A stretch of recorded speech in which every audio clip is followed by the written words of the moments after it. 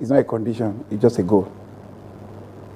There are difference between a goal and a condition. We're not giving anybody any condition. We don't want to put anybody under pressure.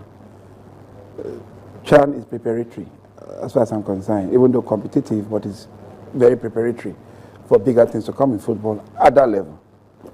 Now, we're also talking to our consultant.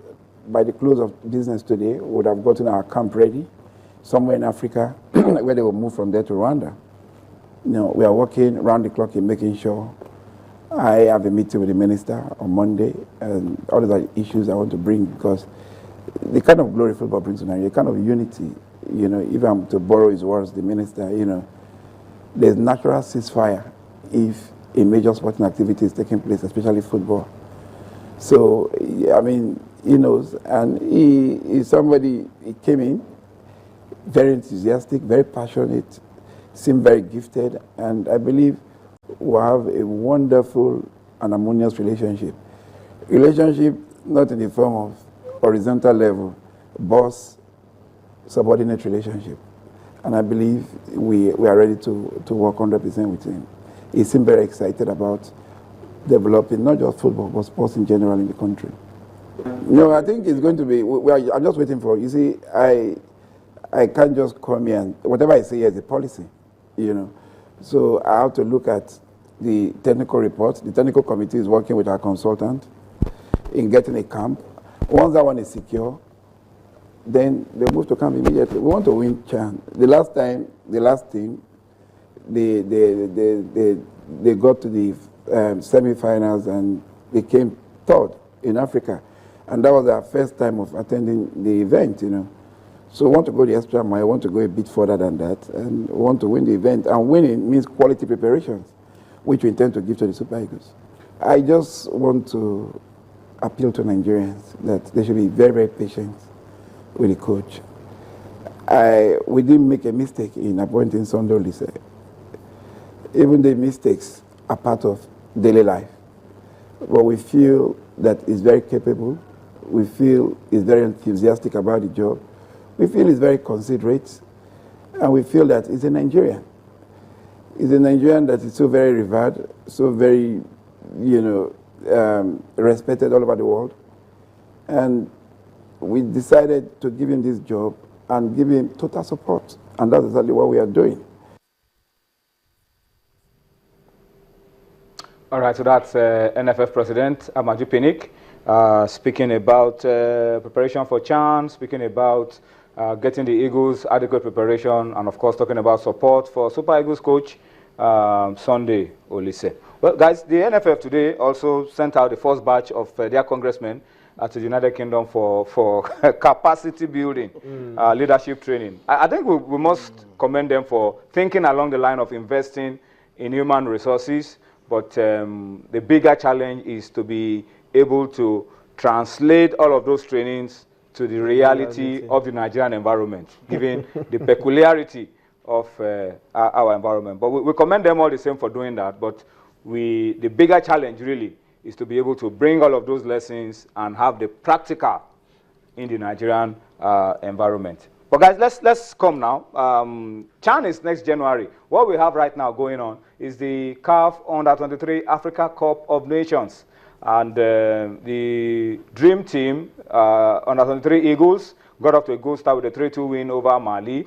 But that's behind us. We have to look forward now to tomorrow. Today, 2 games were played from Group A. AFCON returned to Group A today. And we'll just start by showing you the results of the games played today. South Africa bouncing back to winning ways with a 3-2 win over Zambia. 5 goals. They came from behind, 1 goal down, then went 3-1 up, and then Zambia scored the second goal. It was a good game, a 5-goal trailer in that one. But then Senegal looked like maybe confirmed for the semis with a second victory, a 2-0 win over Tunisia. All right, so it looks like Senegal with 6 points are looking so good for the semi-finals. South Africa against Tunisia is the last group game. Senegal against Zambia. Zambia have lost 2 games on a row, so I think Zambia are as good as out, maybe. So that means South Africa. South Africa probably need a draw. Everything to fight for. South Africa needs a draw. We need a draw in their last game because they scored more goals than Tunisia. They will probably need a draw. They probably need a draw. Against Tunisia to clinch second place in that group. But that's in Group A. There's still a long time before we begin to do all those permutations and all those combinations. Let's come to what is of interest to Nigeria. Tomorrow, guys, we will be back on the pitch. We'll be playing the second game against Egypt tomorrow. Mali, Algeria at 4. Egypt, Nigeria at 7. This is Group B. And this is what will define how far we'll go today. Well, permit me to first qualify what you said earlier about how Nigeria had a good start. Yeah, good, but I'd like to say was a good but particularly hypertensive start. The fact that we won is not really no news. The news was the fact that for some reason, Mali actually failed to equalize. We won, but it felt like we lost. Exactly. So, and I'm hoping that this is where coaching now becomes particularly key. What lessons have the coaching crew learned? I'm not speaking about the head coach alone, Samson Siasia. He has assistants. And they are there for a reason, in order to be able to see other things that he did not see, give him advice as regards what to do. There were certain lapses in that game, and I'm hoping that he studied them. But from what I've seen so far of this under-20 team, they are built. Every coach is built in the mode of the coach, and this team is built directly in the mode of Samson Siasia. As a player, Samson Siasia was never renowned for tracking back or defending. He was a gung-ho forward-going type, and this is the same thing as symptomatic of this team. They're excellent going forward, but they seem unable to defend for their lives. The 2 goals that they conceded, with better awareness, with better tactical preparation, they should not have conceded those goals. So I'm hoping that they've sorted those problems out. They have also found a specialist left back instead of Wundi Freke, who was put there for some reasons. Yes, it was a gamble, but it did not pay off. I'm hoping he will not subject us to the same hypertensive situation where we have to hope that the opponents will not capitalize on that. We are playing against a very slick, very decent side. This team has been preparing for the past 2 years. They are very well drilled, and the Egyptians have high hopes for these boys. These are the ones that they are hoping will go on to replace the current pharaohs and probably help them regain their place in African football. So it's going to be difficult against a North African side with the quality of Egypt. I'm just hoping that Samson Siasia has learned his lessons from the first game. What are you expecting, Cosmos? For me, I think I'm optimistic because when you look at Samson Siasia's team from Benin 2005 to this competition, they usually struggle in the first game. They manage, most time they don't even win the first game. So, but then they become stronger, and then before you know it, they get to that point where you know that, okay, this is a tactically well-managed side. And I think that was what happened in this game. If you look at this game, even where they were playing, it shows that they wanted to try as much as possible not to concede goals. Fine, they scored 3 goals, but then in the second half, they just went to sleep, and yes, it's almost happened. So I am hoping that, like a Samson Siasia team, that they will bounce back in the second game, improve from each game, take 1 game at a time. Next game is against Egypt, and of course, Egypt have Mohamed Salah. And this team is a good team. We watched them against Algeria. In fact, it was a very balanced game, and any one of those 2 teams would have won. So I hope that they will be able to win to qualify. You know that the main aim for Nigeria is to qualify for the Olympics. Then, of course, we could be talking about winning the competition. But I feel let's take each game at a time. Egypt is the next opponent, and I feel we should be able to win that as well. Okay, so we'll keep our fingers crossed and hope for the best with Siasia and his boys.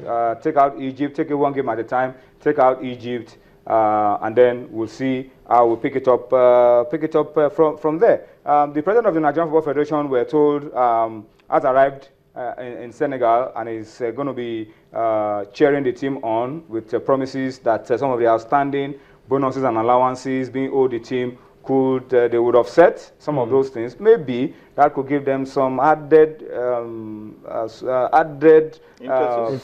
impetus to just go out there and go the extra mile. That's a nice jersey, by the way. I wanted to say that was very wonderful jersey. Reminds me of yours. Better than the one we've been using before? Well, I would say better. Just an upgrade. But seriously, it reminds me of USA '94, Tunisia '94 jerseys. Two versions in the same year. I can't remember the last time we had that. Okay, we'll talk about the jerseys. Whatever we put on tomorrow, let's just win the game first of all, and then we'll talk more about the jerseys. So it's going to be a difficult game. But it's going to be a difficult. A difficult game. But let's see how it pans out. I want to be optimistic that we'll get the job done. Let's talk about the girls now very quickly. Our under-17 girls are also in the news. Coach Bala Nikyu has called up 30 players to come for the under-17 Women's World Cup qualifying fixture in January. We have a fixture in January against the winner of Namibia and Botswana. And so the Nigerian Football Federation have approved that the girls are going to camp from the 3rd of December, that's Thursday, and they will go to camp. So we wish Bala Nikyu and the girls the very best of luck. They race to qualify for the Under-17 Women's World Cup in Jordan from September to October 2016. So it's a long journey, and it's starting for the girls. We hope they can